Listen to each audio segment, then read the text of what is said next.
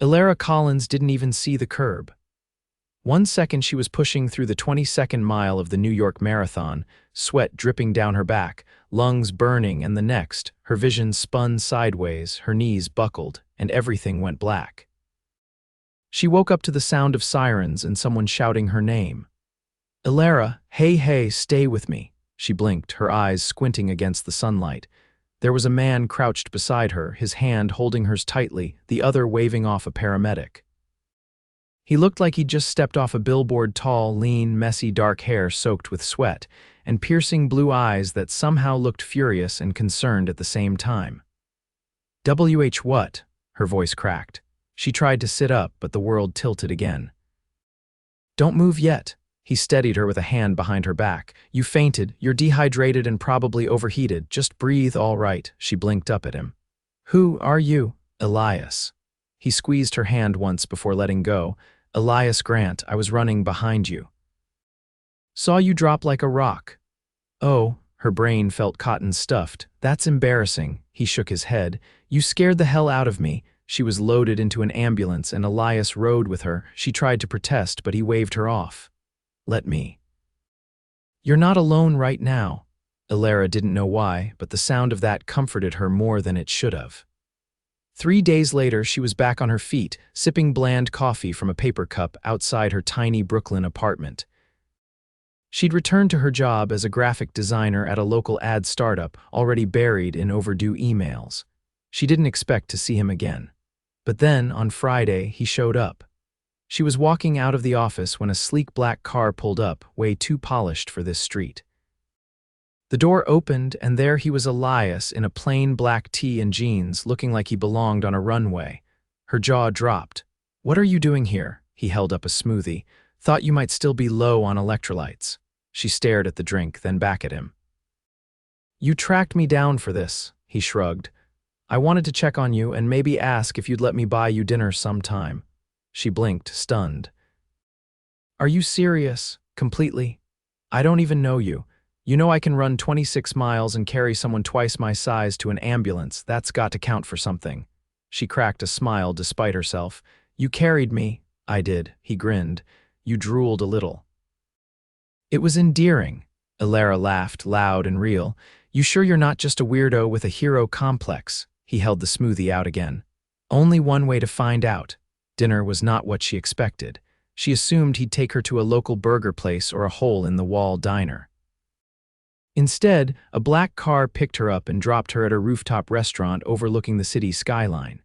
She stepped out in her best thrifted dress, suddenly feeling underdressed as the hostess called her name and led her to a private table lit with soft candlelight. Elias stood when he saw her. "Wow," he said, eyes scanning her. "You're gonna make it hard for me to focus on the menu." She flushed. "This place is incredible," he smiled, pulling out her chair. "They make the best sea bass in the city. Thought you deserved more than a protein bar and sports drink after your near-death marathon experience." She gave him a look. "Okay, first of all, I did not almost die. You fainted mid-stride and scared everyone around you." "I'd say that counts." She rolled her eyes but couldn't stop the grin that tugged at her lips. The conversation flowed, no awkward pauses, just easy banter, stories about childhood, the worst jobs they ever had, and favorite movies. But something kept tugging at her. "You never told me what you do," she said halfway through dessert. "Does it matter?" he asked, but there was a flicker in his eyes. "I'm just curious." He leaned back slightly, expression unreadable. "I run a company, tech stuff mostly." She raised an eyebrow. "You make apps?" "I've built a few, sold a few more." He paused. "I own a few companies now, actually." She tilted her head. "Wait, what kind of companies?" He hesitated a beat. "Grant Enterprises." She blinked. "Wait, Grant, as in the billion-dollar software firm Grant." He nodded. Elara nearly choked on her wine. "You're Elias Grant." He gave a small smile.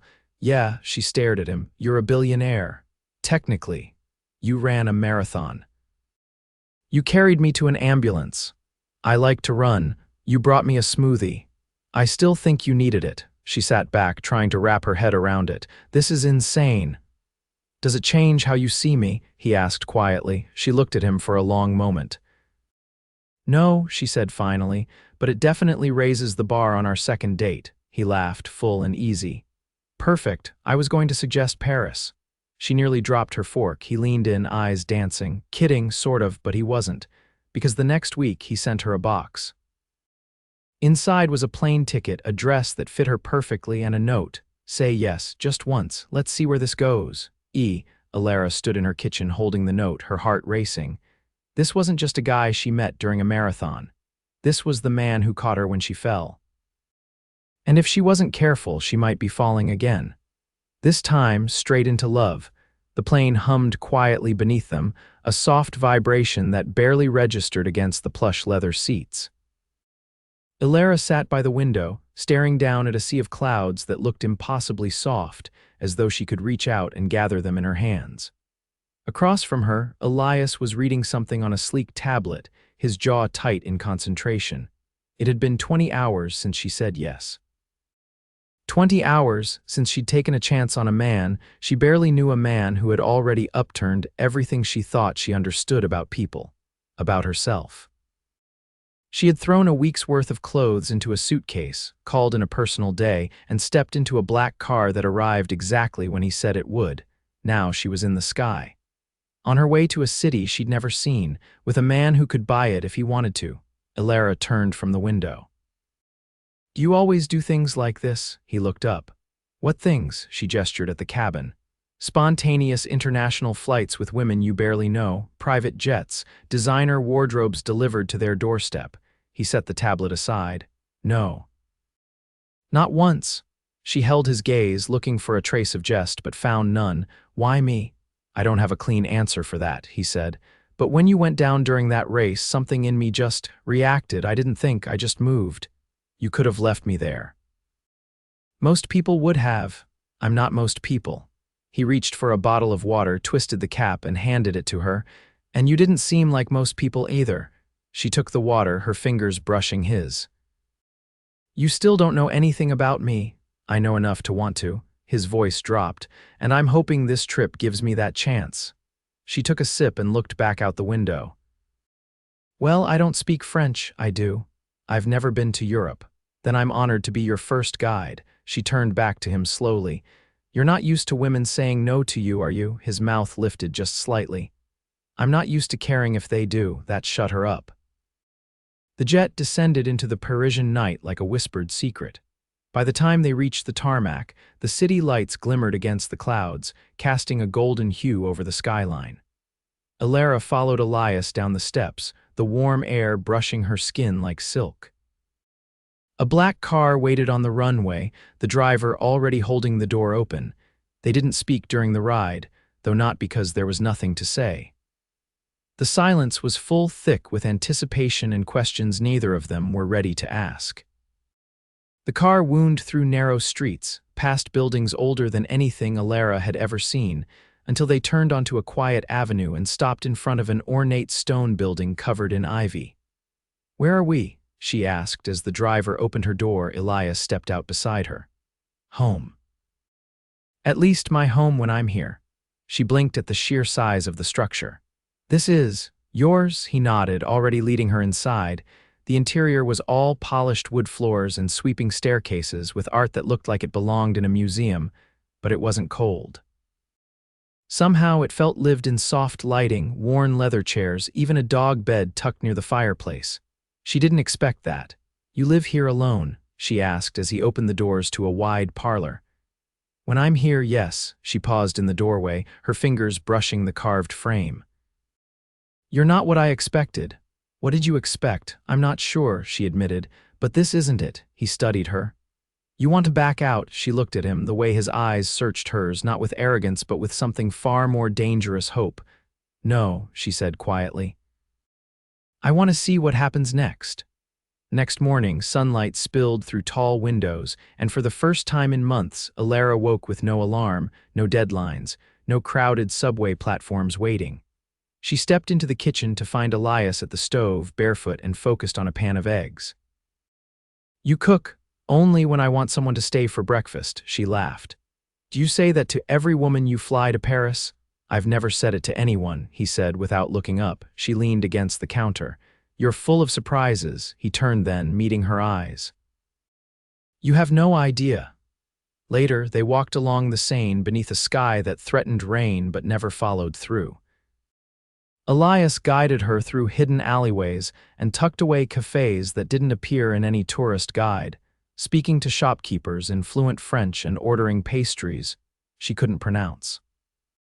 And though they were surrounded by beauty, the kind that made her breath catch, it was the way he looked at her when he thought she wasn't paying attention that unraveled her. "Why are you really single?" she asked as they sat beneath a striped umbrella along the riverbank. He didn't answer immediately. Instead, he watched a barge pass beneath a nearby bridge. "My father ran the company before me," he said finally. "When he died, I inherited everything, including a lot of people who suddenly wanted things." She waited. "I had a fiancé once." His voice was steady, but something in it made her chest tighten. "She ended things 2 weeks before the wedding, said she didn't like the man I was becoming." Elara didn't speak. She knew instinctively he wasn't looking for comfort, just space to speak. "She wasn't wrong," he added. "I was hard, obsessed with control. I didn't know how to let people in. And now, I'm trying." She reached across the small table, her fingers brushing his. "You don't have to prove anything to me." For a moment, he didn't move. Then his hand turned beneath hers and their palms pressed together. That night, Elara stood on the balcony of the room he'd given her, the city glowing below. She could hear music drifting from somewhere nearby, a violin and piano, slow and aching. She didn't know how she got here. How she went from collapsed on a street to wrapped in luxury, but more than that, wrapped in something else. Something that scared her more than anything, possibility. Elara. She turned to find him standing in the doorway, a blanket in one hand. "You looked like you could use this." She let him wrap it around her shoulders. His arms stayed there a moment too long. "I'm not used to this," she said quietly, which part being chosen. He stepped closer. "You weren't chosen. You were seen." She turned to him, her voice barely above a whisper. "And if I'm not who you think I am, then I'll adjust my thinking." The wind tugged at her hair as his hand brushed her cheek. "I don't fall easily, Elara," he said, "but I'm falling now, fast." She didn't answer. She didn't need to, because when he kissed her, it wasn't cautious or rehearsed. It was real. And for the first time since the moment she fell, she didn't feel like she was tumbling alone. The rain came down in a whisper, barely more than a mist clinging to the rooftops of Paris. Elara stood at the foot of the gilded staircase inside Elias's townhouse, trying not to fidget with the sleeves of the midnight blue gown that had arrived folded in silk inside a box an hour earlier. She hadn't asked where it came from. She already knew. Voices echoed faintly through the marble-floored corridor, French and English mingling in polite laughter. Elias had told her only that they were attending a private reception, small, he'd said, just a few business acquaintances. But the moment she stepped into the grand hall where chandeliers glowed like constellations and staff in tuxedos glided by with silver trays, she realized Elias Grant's definition of small belonged in another universe entirely. He hadn't emerged yet, and part of her was grateful. She needed a moment to breathe, to let the reality of her surroundings sink in. She'd never seen so many jewels in one room, not even in stores. The women sparkled like walking treasure chests, and the men wore suits that looked like they'd been stitched by ancient magicians. "Elara," a deep voice said behind her. She turned and her breath caught. Elias wore a black tuxedo that looked like it had been crafted directly onto him. But it wasn't the tailoring that stunned her, it was the way he looked at her. Not with pride or approval, but something closer to awe, like she was a miracle he'd never expected to find. "I was afraid you might change your mind," he said. "I almost did," she admitted. "But the dress fit too well to waste." He stepped closer, offering his arm. "Then let's make it worth it." As they moved through the room, heads turned. She felt the weight of curious eyes, and though no one said it outright, the unspoken questions floated like perfume. Who is she? Where did he find her? Why her? But Elias didn't flinch. He introduced her with quiet certainty, never once hesitating. When someone tried to press her for details, where she grew up, who her family was, he redirected smoothly, shifting the conversation to the art on the walls or the food on the platters. He wasn't shielding her. He was making space for her to belong on her own terms. They stood by the balcony doors when the man approached, tall, older, with silver hair and the kind of stillness that made everyone else seem frantic by comparison. He extended a hand to Elias first, then turned to Elara. "So this is the reason you've been ignoring your board meetings." Elias's smile didn't reach his eyes. "Elara, this is Julian Moray. He's been with Grant Enterprises since the beginning." Julian's handshake was firm but not warm. "Pleasure," he said, voice clipped. Elara nodded. "Likewise." Julian's gaze lingered a moment too long. "You're not from our world, that much is obvious." "Julian," Elias said tightly. "No need to pretend," Julian continued. "I'm simply making an observation. She's not like the others." "I'm aware," Elias replied, his voice sharp now. "That's the point." Julian's lips twitched as if amused. "You used to be more careful. I used to be more afraid." Julian glanced at Elara once more before disappearing into the crowd. She exhaled slowly. "Well, that was subtle." Elias turned to her. "He doesn't matter. He clearly thinks he does." "I don't care what he thinks." She looked up at him. "Then what do you care about?" He didn't answer right away. Instead, he reached out and tucked a strand of hair behind her ear, his touch lingering at her jaw. "I care that you're here. That you stayed, that you haven't run." "I haven't had time." "I'll give you time," he said, voice low, "but not distance." She froze under the intensity of his gaze. They were standing in a room full of wealth and power, but in that moment, it felt like they were the only two people breathing. Later, when they returned to the townhouse, the silence between them was different. It wasn't awkward or uncertain. It was charged, like the air before a storm. Elias poured them both a drink, handing her a crystal tumbler. She didn't ask what it was. She didn't care. "I didn't mean to pull you into all of that," he said finally. "You didn't pull me. I walked in. I should have warned you about Moray.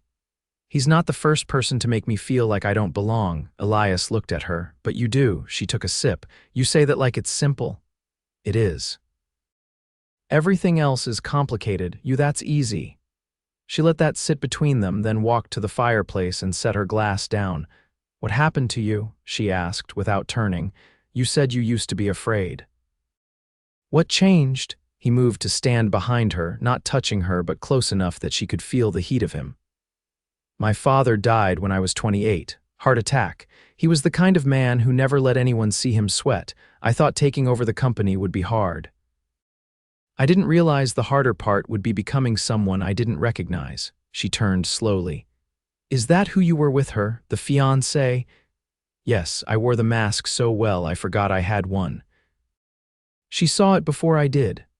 And now I'm trying to find the pieces of myself I buried to make everyone else happy." She reached up and touched the knot of his tie, then let her fingers trail down the silk lapel. "You're not who I expected, Elias." He caught her wrist gently. "Neither are you." Then he kissed her again, but this time was different. There was no urgency, no tentative ground to test. It was possession and reverence all at once, like he needed to remember the taste of her in case it vanished. When they parted, he rested his forehead against hers. "If I asked you to stay," he whispered, "not just tonight but longer, what would you say?" She didn't pull away. "I don't know yet." His thumb brushed over her knuckles. "That's not a no." "I'm not afraid of you," she said softly. "But I'm afraid of what this could become." "That's fair. But I'm more afraid of going back to my life and wondering what I left behind." He stepped back then, not with rejection, but with something else, understanding. "Then don't go back," he said. "Not yet." The next morning, Elara woke before him. She stood at the window in one of his shirts, watching the city stir to life. She didn't know what day it was. She didn't care. She wandered into his study, curious. The room was lined with books, but not the kind she expected. They weren't for show. Dog-eared pages, notes in margins, even a half-finished journal on the desk. She flipped it open and found sketches, cities, faces, one that looked startlingly like her. She heard his footsteps before she saw him. "That was private," he said from the doorway. She closed the journal gently. "You draw, not well. You drew me. I didn't mean to. It just happened." She looked at him, really looked. Shirt unbuttoned at the collar, hair still tousled from sleep, eyes soft but guarded. "Why me, Elias?" "Because I don't have to pretend when I'm with you." She stepped closer, touched the edge of the journal again, then "Don't start now." He reached for her hand. "I want to show you something," he said. "Not here. Somewhere else." Where? Somewhere that matters. She didn't ask for details, she didn't need them, because the look in his eyes told her everything she needed to know. This wasn't just a whirlwind, this wasn't just desire. This was the beginning of something neither of them had words for yet, but both of them were already falling into. The car passed through a wrought iron gate and into a sweeping estate outside Versailles, where fields stretched toward the horizon like a living painting. The sky overhead was clear, the kind of blue that felt too rich to exist without being painted. Elara sat in the passenger seat beside Elias, her fingers resting on the window frame as she looked out at the rows of trees lining the gravel drive. She didn't ask where they were. She'd learned by now that he didn't offer something unless he meant for it to matter. They pulled up in front of a large stone house layered with ivy and thyme. It wasn't as grand as his Paris townhouse, but it had the weight of history in its bones. Elias stepped out first, then opened her door without a word. She followed him silently through the front door and into a space that smelled faintly of lavender and old wood. "This was my mother's," he said, his voice quieter than usual. "She kept it even after my father moved into the city full-time. She said she needed the silence." Elara took in the high windows, the faded rugs, the simple fireplace. "She sounds like someone who knew herself." She was. He walked across the room and picked up a frame from a side table. "She died 3 years before my father. She never cared for the world. He built too many people with expensive smiles and nowhere to be."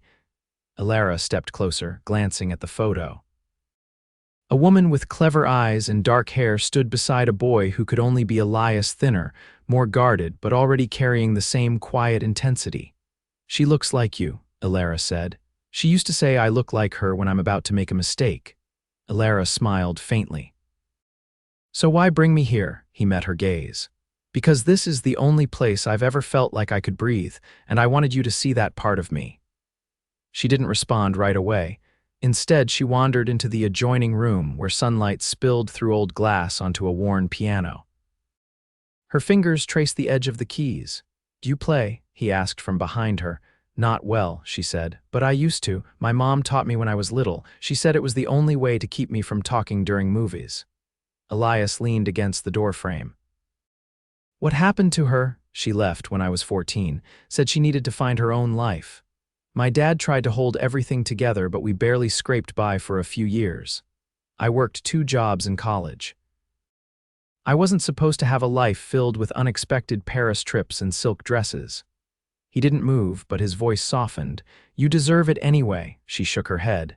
"You don't get it, Elias. I spent my whole life making sure I didn't need anyone.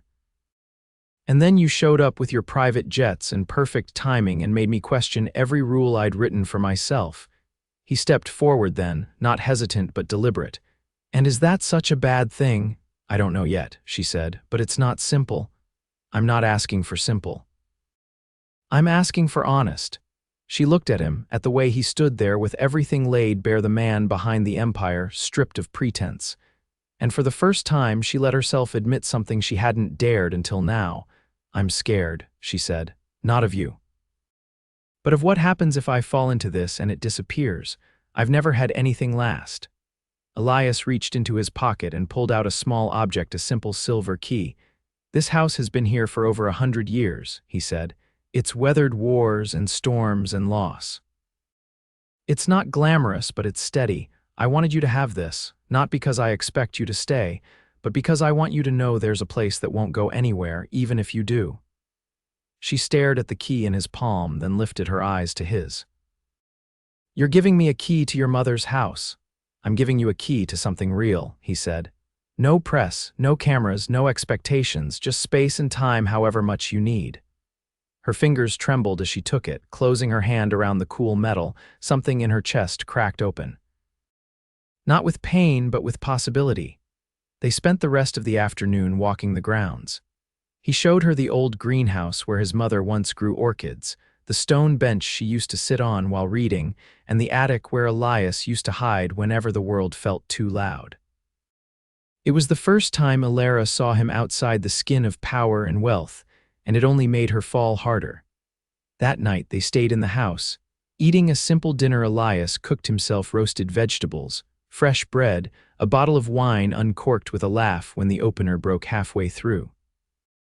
They ate by candlelight at the kitchen table, and for the first time in weeks there was no tension, no uncertainty, just comfort. Afterward they lay tangled on the old couch, her head on his chest, his heartbeat steady beneath her cheek. "Promise me something," she whispered. "Anything? If this gets hard and don't shut me out, I won't. And don't try to protect me by pushing me away." He was quiet for a beat. "That's the one thing I've done too many times before. I won't do it again." She tilted her face up to him. "Good. Because I'm not walking into this halfway." He kissed her forehead. "Then let's leap together." In the days that followed, they stayed in the countryside. No press, no business calls, just mornings on the porch with coffee and evenings spent watching the stars appear one by one. Elara painted for the first time in years, using old brushes she found in one of the upstairs closets. Elias fixed a broken shutter that had been clattering in the wind for months. They moved like a couple who had been together for years, not weeks, but the real world was waiting. When they returned to Paris, Elias's assistant was already at the townhouse, a stack of folders in hand. There were meetings to attend, contracts to sign, appearances to schedule. Elara watched the shift happen, how Elias's posture changed, how the calm in his eyes hardened into focus. She didn't say anything until later that night when they were alone again. "You're different when you're around them," she said. "I have to be." "Why?" "Because they expect a machine, not a man." She touched his hand. "Then let me remind you who you are when they're not looking." He drew her close. "You already do." The next evening, they attended a gala for a tech literacy foundation Elias had funded. The event was held in an opera house illuminated by thousands of suspended lights, the air thick with perfume and polished ambition. Elara wore a dress chosen by a stylist Elias had hired, though she'd insisted on keeping her own shoes. The moment they entered, the room shifted. Cameras turned. Conversations paused. Elara held her head high, her hand tucked into the crook of Elias's arm. Halfway through the night, a woman approached, tall, elegant, and familiar. "Danielle," Elias said, his voice neutral. "Elara," the woman said, offering a smile that didn't quite reach her eyes. "I've heard about you." Elara shook her hand without flinching. "I'm sure you have." Danielle turned back to Elias. "You always did have a weakness for sincerity." "I've never considered that a weakness," he said. Danielle's gaze lingered on Elara. "Well, we'll see how long this one lasts." As she walked away, Elias turned to Elara. "She used to run PR for one of our subsidiaries, left after the board voted her out." Elara nodded. "She still thinks she can rattle you." "She can't." "Good," Elara said. "Because I can." He laughed then, the tension in his shoulders softening. After the gala, Elias pulled her into the back of the waiting car and kissed her like the world didn't exist outside.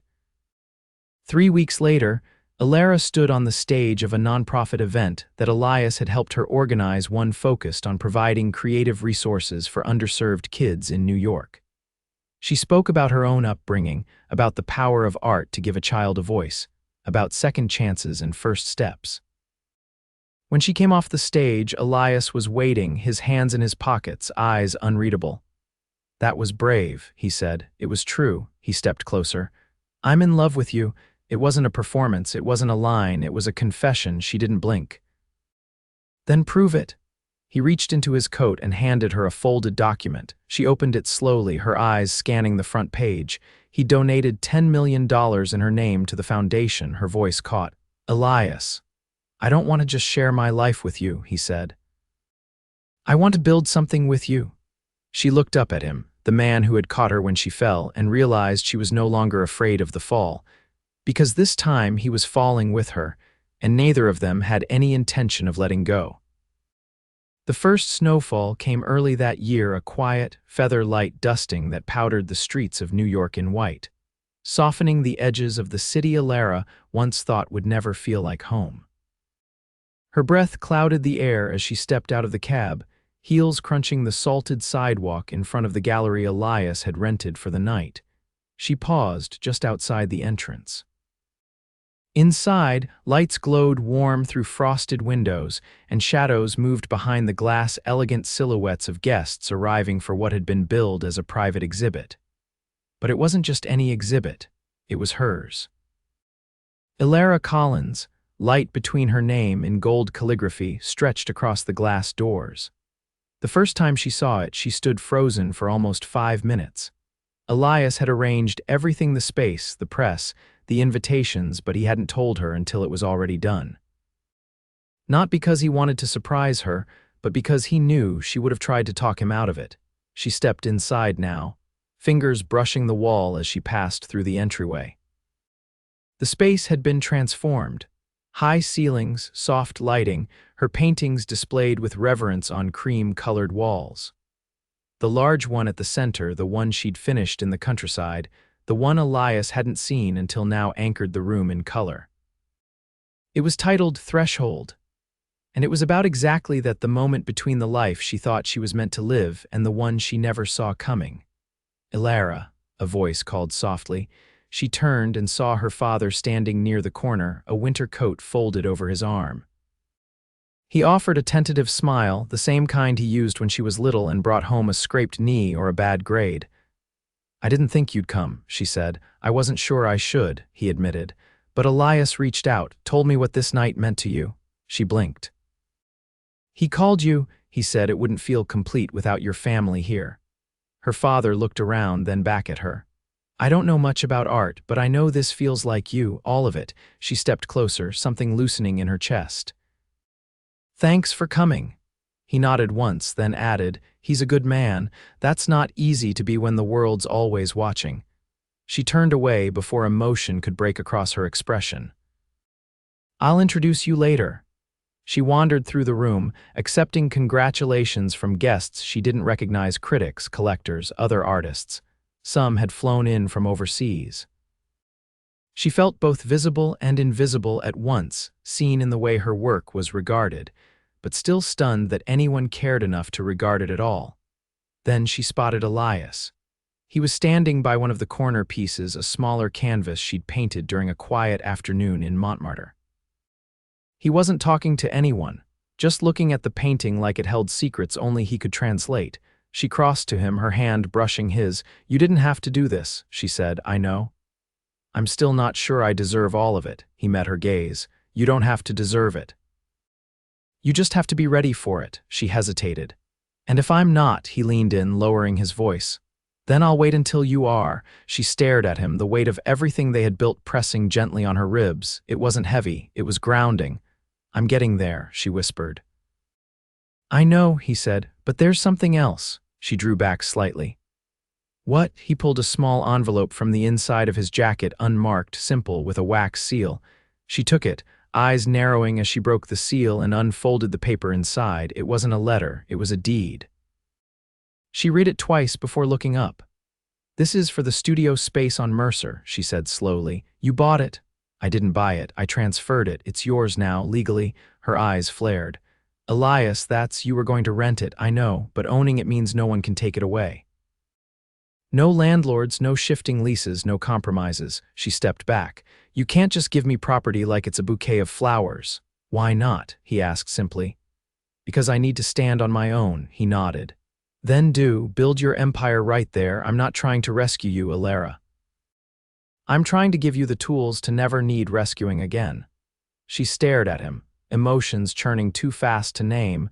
Then she folded the paper and slipped it into her clutch. "I'll think about it. That's all I ask." Later that night, as the guests filtered out and the lights dimmed to a gentle glow, Elias walked her back through the gallery one more time. They stopped in front of Threshold. "You never told me what this one's about," he said. She slid her hand into his. "It's about the moment before everything changes, when you're still scared but you leap anyway." He was quiet for a long moment. Then, "I'm ready for the next leap, Elara." She turned to face him fully. "What do you mean?" He reached into his pocket again. This time it wasn't a deed, it was a ring, simple, elegant, a single diamond cradled in a platinum band. "I didn't plan on doing this tonight," he said. But then I looked around and realized there's nothing left to wait for. Her breath caught. I love you, he said. Not because you're bright or brave or talented, though you are all of those things. I love you because being with you feels like finally coming home. And I want to build a life with you, one that's real and messy and imperfect in ours. She stared at him, breathless. Elias. You don't owe me an answer tonight, but if you're ready, if you're even close, I'll be right here. She looked down at the ring, then back at him. Okay, she whispered, his brows lifted. Okay, she nodded slowly. Yes, okay. Let's leap. He slipped the ring onto her finger, and she didn't cry, not from nerves or fear or uncertainty, but from something else entirely, joy, the kind that felt earned, the kind that wrapped itself around your ribs and refused to let go. They left the gallery hand in hand, stepping out into the snow. The street was quiet, the flakes falling heavier now, but the world didn't feel cold. Not anymore. They walked until the sidewalk vanished behind them, laughter echoing off stone buildings, love blooming in the hush of winter. That spring, they returned to the countryside. The house Elias had once called his mother's was now theirs. Elara kept the attic studio. She filled it with canvases and plants and a chair by the window where she sat and dreamed. Elias, true to his word, split his time. He stepped back from the day-to-day operations of Grant Enterprises, installing a new CEO from within the company, someone he trusted.